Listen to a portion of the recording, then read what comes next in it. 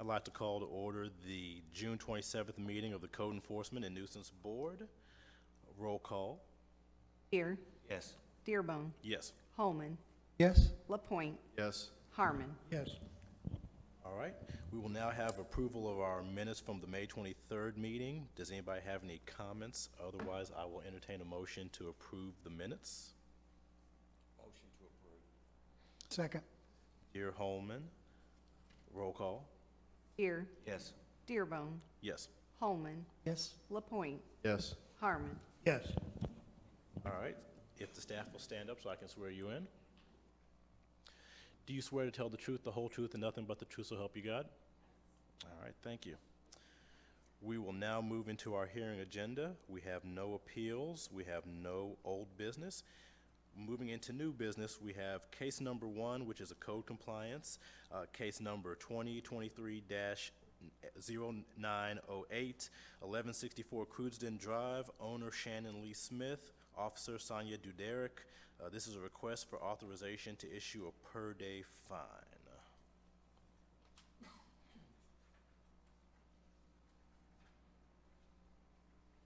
Go ahead.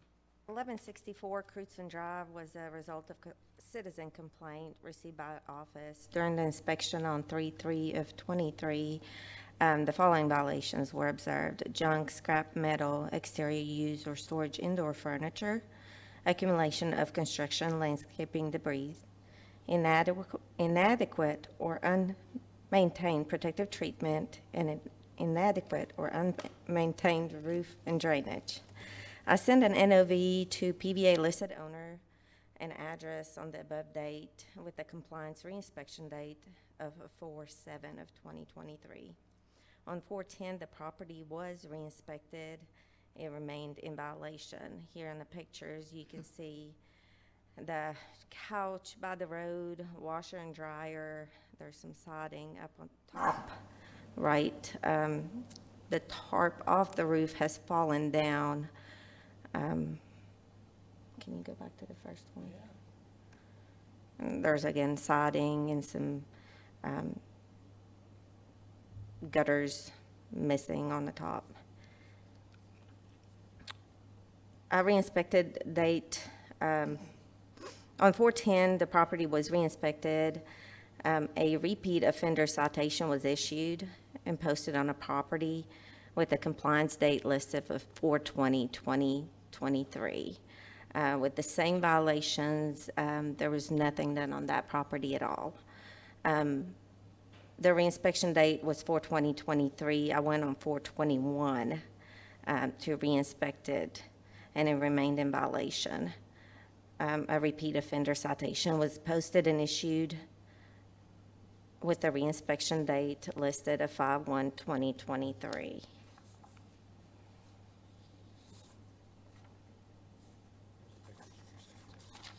You can see that the washer and dryer is still there. Everything is still in the same shape. There's a couch at the bottom picture. The tarp with trees overgrown, you can still see that blue tarp on the roof as well. On 5/4, I reinspected the property, and it remained in violation. A repeat offender citation was issued and posted on the property with a reinspection date listed of 5/15/23. While I was posting a citation, the property owner came out and talked to me. She stated that they were going to be doing some work on the house, and I asked her if she could at least move the washer and dryer inside the house or place it by the street and contact Scott Waste to pick them up. She said she would, and she did not. On 5/19, I reinspected again. I did call Scott Waste prior to this for them to pick up couch that was on the side of the road. They did come and pick that up. When I inspected it again on 5/19/2023, it remained in violation. A repeat offender citation was issued and posted on property, as well as sent to first-class certified mail.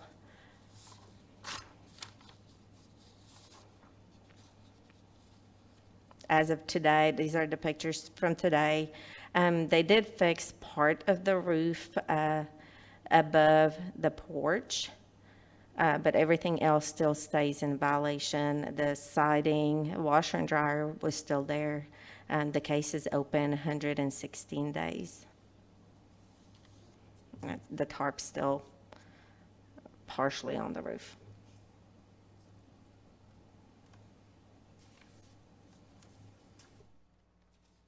Anya, is anybody living there? They will not make any point of doing anything. They're a repeat offender from before. Rental property? Okay. Have they given any type of reason why they're not doing anything? Okay. When I talked to her, she said they're starting to work, but they have not, besides that little patch of roof on the porch that they fixed. And I asked her just if she could move just the washer and dryer inside, and we'll work with her. Owner, somebody who looks like they physically can't do it, or there's, at the end of, I mean, I guess, are there other people in the house that you know of that possibly could do It's a something? wife and a husband. I don't know much about them. She's the only one that I talked to. I'll ask the same question I ask from time to time. Has this one been forwarded to the city attorney's office for foreclosure? I got online today, unless I missed it, looks like they haven't paid property taxes since 17. So, the attorney has foreclosed on this property. It has already been in front of the court, and the city attorney today said that she is filing for a motion for summary judgment at the end of July or beginning of August on the property, but that any action you take tonight would not impede that. Between code violations and taxes, the property currently owes $16,754.36. The property owner did call at one point to the city attorney's office attempting to make a payment plan. She was advised it was already in foreclosure, and if she paid at least the property taxes, then it was possible that the city attorney and finance would work with her on a payment plan for the code violations. That was some time ago, and she has not still paid anything. Thank you. Else have any other comments or questions? All right. If not, I'll go ahead and make a motion to authorize the issuance of a per-day fine citation in the amount of $100 to run for a period of 60 days or until in compliance. I'll second that. Dearbone and Harmon, roll call. Deere. Yes. Dearbone. Yes. Holman. Yes. LaPointe. Yes. Harmon. Yes.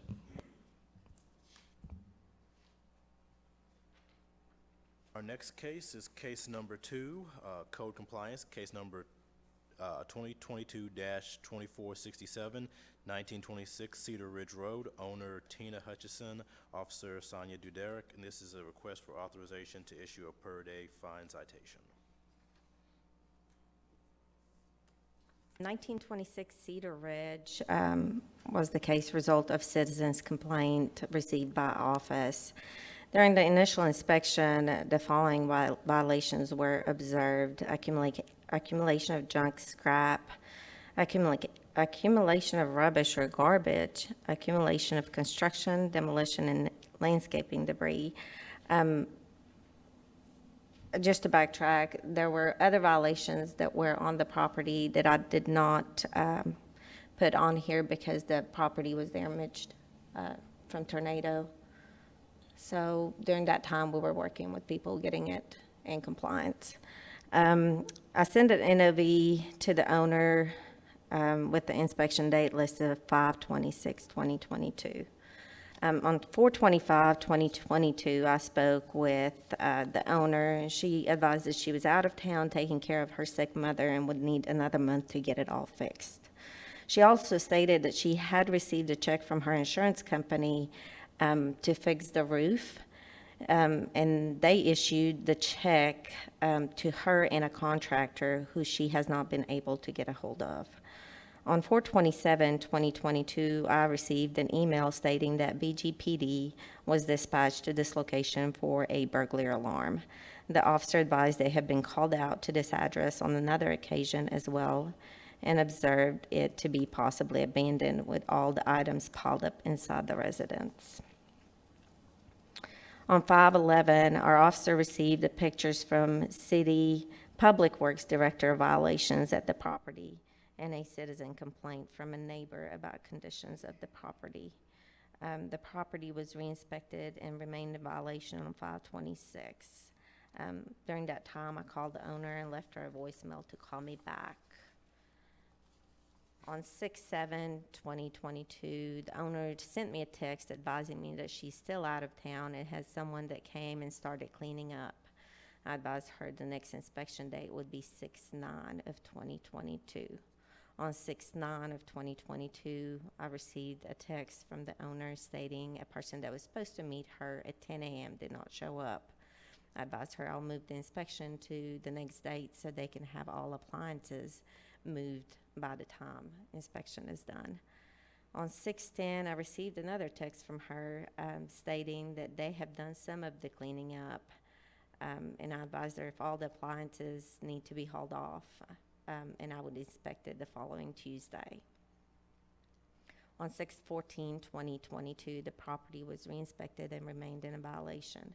I called the owner and left her a voicemail as well as sent her a text stating that if all the appliances have not been moved off the property by Friday, I will issue a citation.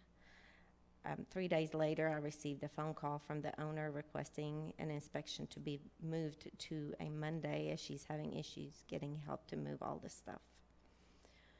On 6/21, the property was re-inspected and remained in violation. I spoke with the owner and she stated that she will be moving other appliances and fencing material next. She's also hoping to hear from her insurance company so she can have the vehicle removed from the property as well. On 6/28, I re-inspected the property and remained in violation. I've contacted her again and sent her a text requesting her to clean up behind the shed before next inspection. So she cleaned up all the appliances. Now we're moving to the next step. So I asked her to clean up behind the shed. On 7/6/2022, I re-inspected and property remained in violation. I talked to the owner on the phone and we agreed that cleaning up driveway and in front of the garage first in order to be able to get to the other stuff. 2 days later, the owner sent a text stating there had been some work on the trees in front yard. But by comparing pictures, there was little improvement in front yard and behind the shed. On 7/12, owner called and advised that her mother's back in the hospital and she was not able to clean up anything. 7/15, the property was re-inspected and remained in violation. A citation was issued and posted on the property as well as sent by first-class mail, and PVA listed owner with the re-inspection date of 7/25/2022 with a unlicensed inoperable motor vehicle violation added to it. The vehicle was damaged by tornado as well, and you can see over here by garage, there's a lot of stuff. The roof, that's all that was damaged by tornado that I have not put on this citation, giving her time to get it fixed. On 7/26, owner called and stated they're moving things out. Advised her I'll move my inspection to following Tuesday and for her to clean up behind the shed in order to avoid citation. On the following days, I have inspected property. It remained in violation with minimal or no improvements. 8/2/2022, 8/17/2022, 8/30/2022, 9/16/2022, 10/3/2022, 10/12/2022, 10/26/2022, 11/18/2022, 11/28/2022, 12/06/2022, 1/10/2023, 1/20/2023, 2/3/2023, 2/8/2023, 3/1/2023, 3/8/2023, 3/16/2023, 3/30/2023, 4/6/2023, 4/14/2023, and 5/19/2023. During all these inspections, I talked to the owner via phone and/or text each time. Every time we talked, she stated there was something preventing her from getting property in compliance and requested more time. On 2/7, our officer received a conference call from several neighbors to complain about the property. They're concerned the dwelling is vacant and/or abandoned, is attracting squatters, and has no roof, etc. On 3/20/23, a neighbor called again complaining about property and squatters entering the property. On 5/24, our officer received an email complaint from City Commissioner on behalf of former county magistrate about this property. They were concerned about numerous of codes violation and how long they have been going on. On 5/26/2023, the property was re-inspected and remained in violation. A citation was issued and posted on the property, as well as sent by first class and certified mail to PVA listed owner, with a re-inspection date listed of 6/5/2023 with following violation: accumulation or outdoor storage of tires, accumulation of landscaping debris, accumulation of rubbish or garbage, failure to maintain inadequate roofs and drainage, failure to maintain handrails and guards. As you can see on these pictures, there were more stuff on the driveway that was piled up and by the front row. The fallen trees from tornado still there. Some have been moved, but majority is still there. The roof, the gutter, the railing on the porch has not been repaired. There's garage doors that are broken. No one's living in on that property. On 6/6/2023, the property was re-inspected and remained in violation. A citation was issued and posted on property, as well as sent by first class and certified mail to PVA listed owner, with a re-inspection date listed of 6/16/2023. The roof's still not completed, even though she stated that she does have a company that's going to come and do it, and she's already arranged everything, has been for a few months. The railings, the tires, all that stuff piled up by the garages. She did end up cleaning behind the shed, but it seems like she moved most of the stuff by the garage. And there's still some fallen trees. And as of today, this case has been open for 433 days, and the property remains in violation, and multiple complaints have been received by our office. All possible attempts have been exhausted to work with the property owner to bring this property into compliance.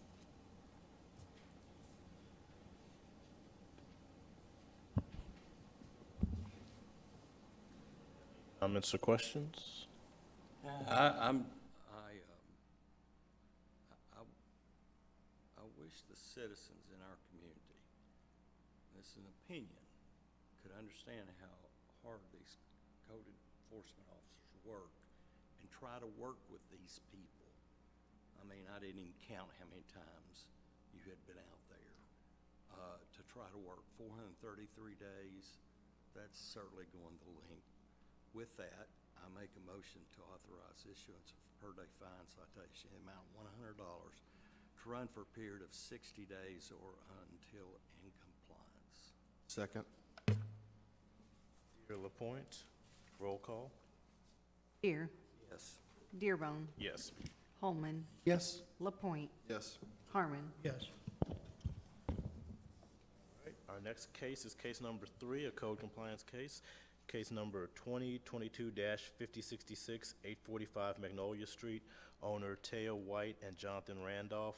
Officer Jared Petit, and this is a request for authorization to issue a per-day fine. Case was the result of a citizen complaint on 7/28/2022. During this inspection, the following violations were observed by code official Mo Hillard: failure to maintain or inadequate swimming pool enclosures. An NOV, or a notice of violation, was sent to the PVA listed owner and address to the above, or on the above date, with a compliance reinspection date of 8/29/2022. On 9/13 of 2022, the property was re-inspected by Officer Hillard and remained in violation. Hillard spoke with the owner, Johnny Randolph, who said he hasn't been given an insurance check yet. He was upset when she suggested he close the pool and get a pool cover because that would be far cheaper than a fence. He was agitated enough that she stepped out of the conversation as he felt like we were harassing him after the tornado. Officer Hillard spoke with the division manager, Brad Shagorotsky, who advised to allow additional time due to the circumstances of the tornado. On 10/7 of 2022, the owner left a voicemail saying his lawyers told him that his insurance payment should be mailed very soon. On 10/31/2022, a neighbor came to the office and wanted to file an additional complaint. On 11/4, I took the case over after the departure of Officer Hillard, and on 11/18, I left the door hanger at the property.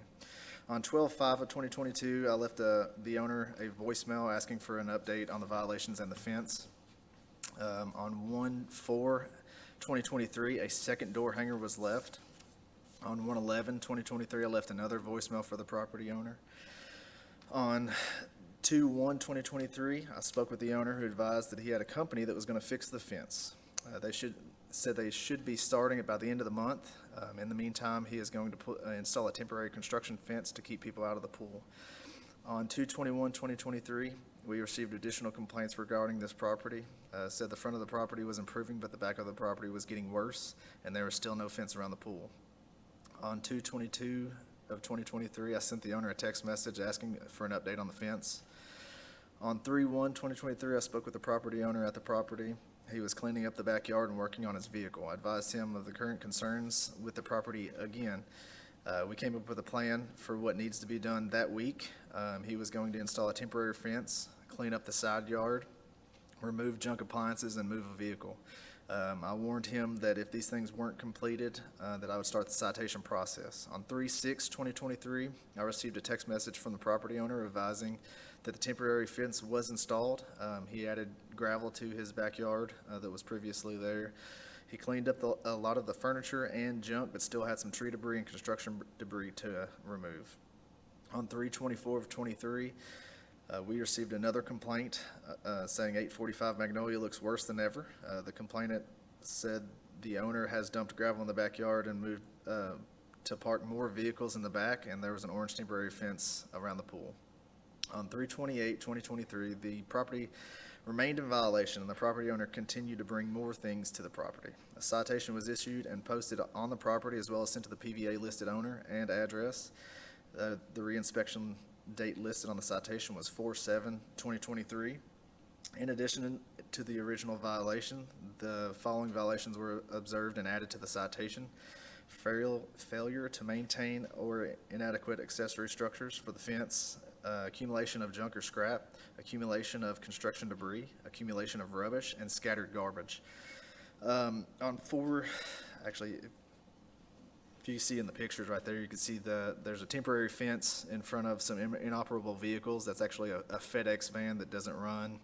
To the right there, you can see the fence that he was trying to put up that was being held up by 2x4s. A dump truck that he bought to haul off the landscape debris and tree debris that's sitting right beside it, and some of the construction debris that he has. There's a better picture of that there, and the fence in the background. He actually has a couple different trailers there that are inoperable, that are covered in scrap metal, and as you can see back there in the back, a better view of the fence that is in a state of collapse. On 4/10, I sent a message to the property owner advising him of the violations that he still has on the property and of the new violations that I observed. He continues to bring new construction material and belongings. The fence he is constructing now is propped up by 2x4s and other scrap pieces of wood. I advised him that if this is not corrected, I'll have to issue another citation. On 4/12/23, I received a message from the property owner who was very upset about receiving the first citation. He explained all the work that he had completed and the $2,000 that he had spent fixing his property. I advised him of the violations had not been fixed and the violations that I advised him of the violations that had been fixed and the violations that had not been fixed. We set a time to go to the property and come up with a plan to fix the remaining violations. On 4/14/2023, I received a text message canceling the meeting. Spoke with the property owner on the phone. We spoke about the progress he is making and came up with a game plan to finish cleaning up the property. He was very frustrated about the citation. He was going to work on the property over the weekend, and we were going to meet Tuesday to go over the violations that he has. On 4/18, we met at the property. He installed the fence and removed the appliances. We came up with a plan for the lumber to go on his trailers and the other trailer to be removed by the next Friday. On 5/1/2023, I sent a text message to the property owner. He had made progress, and I asked for a timeline for removal of the gooseneck trailer. On 5/12/2023, more construction material, more furniture had been brought to the backyard. Another truck was parked in the yard. No progress had been made. He was building onto his fence without a permit. The property remained in violation, and a citation was issued and posted on the property, as well as sent to the PVA listed owner and address by first class and certified mail. The compliance date listed on the citation was 5/22/2023. The citation included the following violations: failure to maintain or inadequate accessory structures for the fence, accumulation of junk or scrap, accumulation of construction debris, exterior use or storage of indoor furniture, parking in yards, accumulation of rubbish, and scattered garbage. And there's, as you can see, that's a new truck that he brought in, parking in the yard, and then more construction debris, an additional truck parked out front in the yard. The orange construction fence that he brought in to be a temporary fence is now on the ground by his inoperable FedEx truck. There's the gooseneck trailer that I was telling you about that had the junk or scrap metal that is sitting in the yard, and then the construction material back there by the fence. There's what looks like a cover for a jacuzzi propped up against his fence that could be holding it up. More junk and scrap beside the FedEx truck, and beside more furniture outside. I mean, it just keeps growing. On 5/23, again, more rubbish and construction material had been brought in. The property owner continued building in addition to his fence without a permit. The property remained in violation, and a citation was issued and posted on the property, as well as sent to the PVA listed owner by certified and first-class mail. The compliance date listed on that citation was 6/2/2023. On 6/13, our office received additional citizen complaints about the property, including the structure that was being built without permits. All attempts have been exhausted to work with the property owner to bring the property into compliance. This case has been open 336 days. The property remains in violation, and multiple complaints have been received to our office. And this is today. The front looks pretty good. I mean, he's got some stuff tarped right there by the garage that hasn't moved in months. But the trucks continue to stay in the back. The construction debris, and this is in the alleyway right there behind Heartstrings, just to put it in perspective where it is. Construction material is moving around, but it's still there. The junk or scrap metal is still there, still mostly in the same spot. And again, that's the picture of the dump truck that he brought in to move the landscape debris, but now it's parked in the grass and parked alongside the other inoperable vehicles.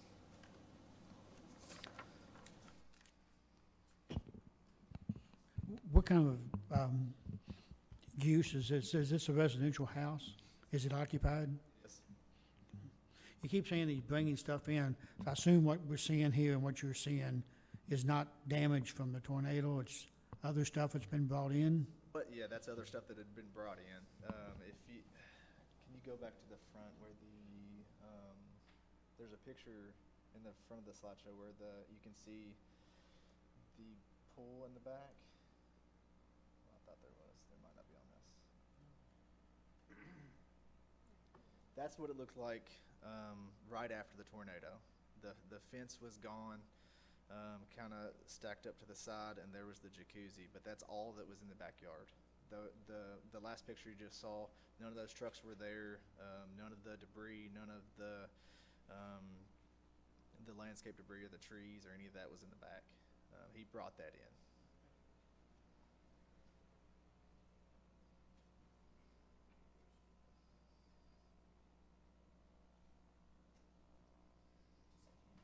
Have any other comments? Questions? Okay. I'll make a motion to issue a per day fine citation in the amount of $100 to run for 60 days or until compliant. Second. LaPointe, Dearbone, roll call. Deer, Yes. Dearbone, Yes. Holman, Abstain? LaPointe, Yes. Harmon. Yes.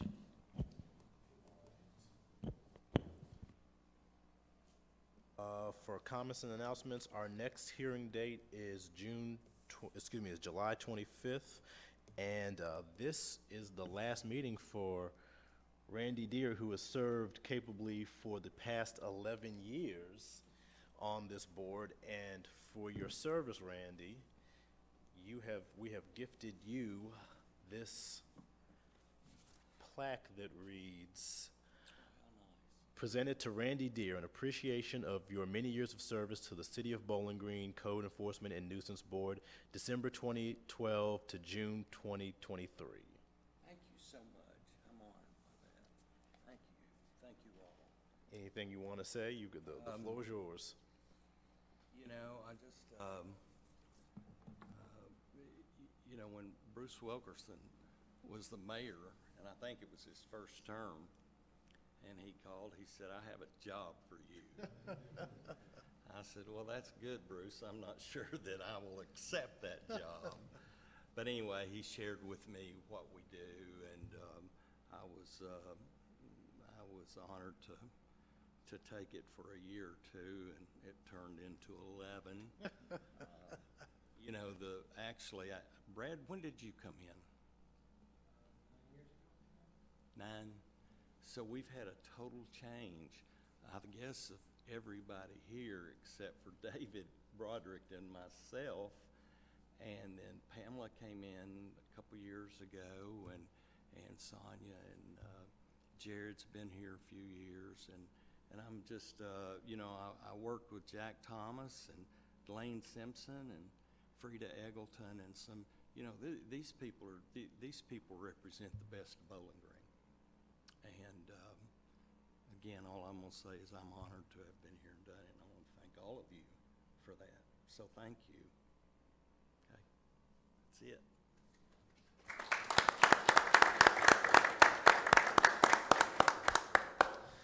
And obviously, we can't even thank you for the amount of work you've done, especially when you were chair. You were firm but fair, and I think that's the mark of who you are: firm but fair. And I think, you know, we as a board and as the community have benefited from having you as a part of this code enforcement operation. So thank you. And it's been cool for all the past few years to sit up here and come in and shake your hand and see you. So I'm gonna miss that. So. I'll be looking forward to seeing how some of these suits turn out. All this stuff that you guys got going on. And if you ever get the itch, you can always come back. I'll keep a close eye. With that, I will entertain a motion to adjourn. Well, I guess I'll make the motion to adjourn. Second. All right, Dearbone, Harmon, roll call? Deer, Yes. Dearbone, Yes. Holman, Yes. LaPointe, Yes. Harmon. Yes. All right.